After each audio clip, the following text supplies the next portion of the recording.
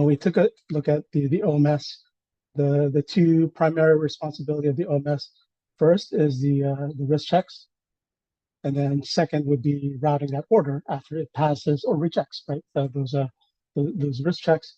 If it passes the risk checks, it'll get routed to the right venue, whether it be an exchange, a trading desk, or a liquidity provider, and even the time, right, that order gets routed. So we're not going to cover routing. We're going to save that for like another webinar, just to keep these webinars really short and relevant to the audience. So we're going to talk about the risk checks. I've listed probably three of the more common and standard risk check categories that you're going to find in an order management system, and certainly on ours. So price is the fat finger price check, right, that we talk about in our industry, where the trader or the user wanted to buy a security that trades at $10, they enter a price limit of $100 or $1,000, right? So they put in one or two extra zeros, and for a liquid security, it could get filled at $10, which is where the market was. But certainly for an illiquid security, it could certainly move the market, right? And that's when the erroneous trades happen. Size, very similar to a price check. This time it's in terms of, let's say, quantity.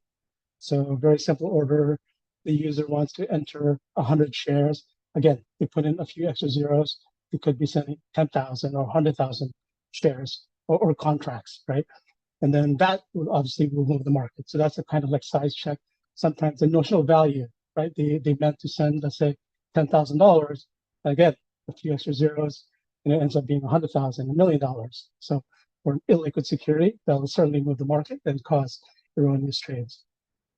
And then the third one, it's probably more of an operational type of risk check, and this is what I mean.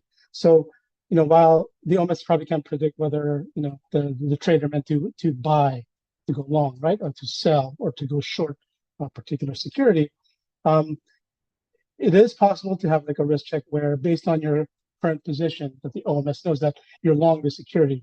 So you may not be allowed to sell short. Like your client firm doesn't allow you to short against your long position.